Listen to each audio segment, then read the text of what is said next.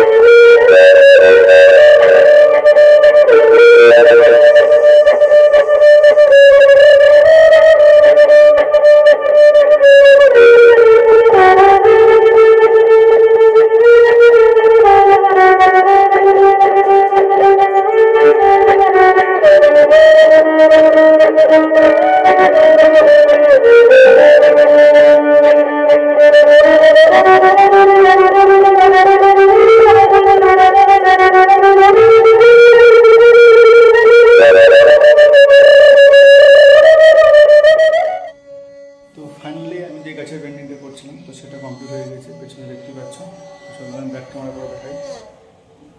শুধুমাত্র গাছের ফুল ভিডিওটা দেখালাম, আর গাছের মধ্যে যে টিয়া পাখি দুটো আছে তো সেটার আমি ফুল ভিডিও পরে আপলোড করে দেবো, কারণ এটা একটু ভিডিওটা বড় হয়ে যাচ্ছিলো, তার জন্য একটু শর্টের মধ্যে দেখি।